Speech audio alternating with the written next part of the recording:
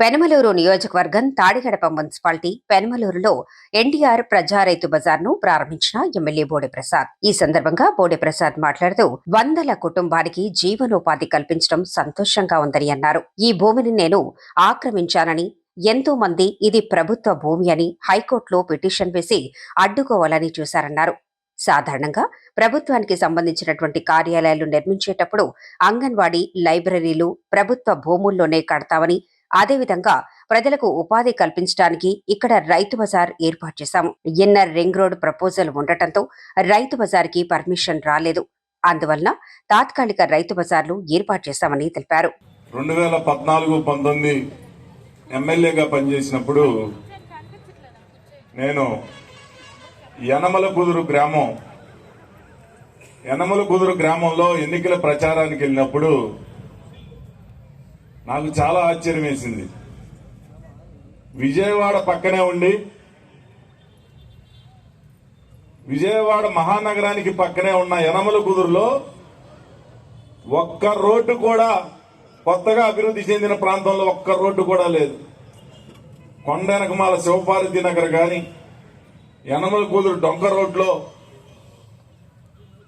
ఇందిరానగర్ 1లో కానీ 2లో కానీ ఎక్కడా కూడా సరైన సౌకర్యాలు లేవు.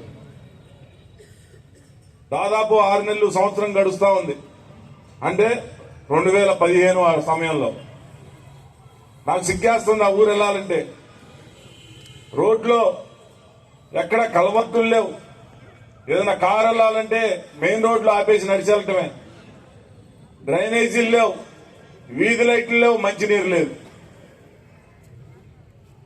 ఒకరోజు మిత్రులందరం కూర్చున్నప్పుడు ఎట్లా మనం ఈ యనమలకుదురుని బాగు చేయాలంటే ఏం చేయాలి అనే ఆలోచనలో ఉన్నప్పుడు ఒక ఆలోచన వచ్చింది. అక్కడ ఎవరైతే గ్రూప్ హౌస్లు కడతా ఉన్నారో సరైన అనుమతులు లేకుండా వాళ్ళందరినీ బహిరంగంగా ఇలా మీటింగ్ పెట్టాను. నేను ఎక్కడో చీకటి గదిలో కూడా వాళ్ళతో మాట్లాడలా. అక్కడ కళ్యాణ మండపంలో మీటింగ్ పెట్టి ఎవరైతే బిల్డర్స్ ఉన్నారో వాళ్ళందరినీ ఒకటే అడిగా, మనం ఈ ఊరిని అభివృద్ధి చేద్దాం, కలిసి రండి అన్న. కొంతమంది స్వచ్ఛందంగా వచ్చారు, కొంతమంది రాకపోయిన వాళ్ళని కూడా కొంత వాళ్ళని అడగటం జరిగింది, డిమాండ్ చేయటం జరిగింది. ఇది మీ ఊరు, ఈ ఊరి మీద మీరు లాభపడతా ఉన్నారు, ఈ ఊరిని అభివృద్ధి చేద్దాం రండి అని చెప్పాను. కొంతమంది వచ్చారు, కొంతమంది సహకరించారు. దాదాపు 2 కోట్ల రూపాయలు ఆ రోజు నాకు ఇవ్వటం జరిగింది. జేబులోకి కాదు, ఆ ఊరు అభివృద్ధికి 2 నెలల కాలంలో సొంత మిషనరీ తోటి మెటీరియల్ పైన గ్రావెల్ కోటింగ్ 77 రోడ్లు మొత్తం కూడా సుమారుగా 10 అడుగులు 7 అడుగులు ఎత్తులేపి నిర్మాణం చేశాం. కొన్నింటి సిమెంట్ రోడ్లుగా, అండర్ గ్రౌండ్ డ్రైనేజీలుగా కూడా చేశాం. 2 నెలలు నిద్ర లేకుండా ఊర్లో గడిపాం.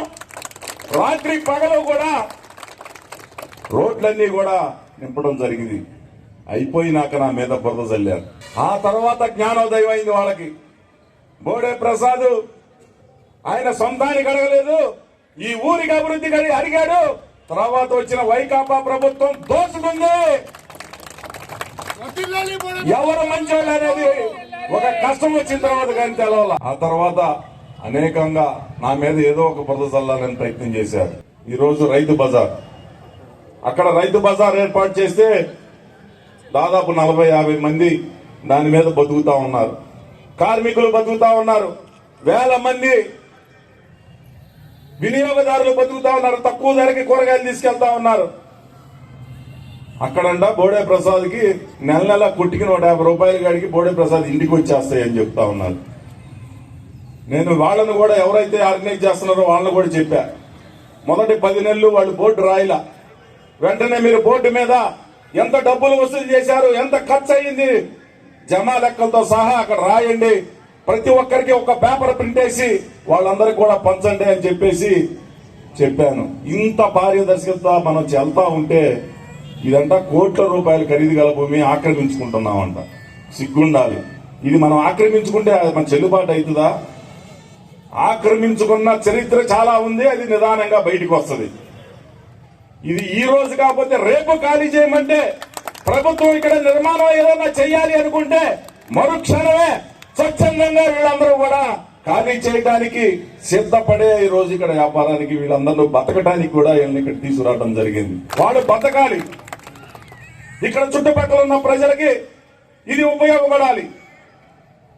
మంచి చేయాలి అనుకుంటే ఎన్ని బురద చల్లినా ఎంత మసిగుడ్డలేసినా కాయలున్న చెట్టుకే రాళ్లు తగులుతాయని రాళ్లు వేస్తా ఉంటారు. వేయండి, ఏం పర్లేదు.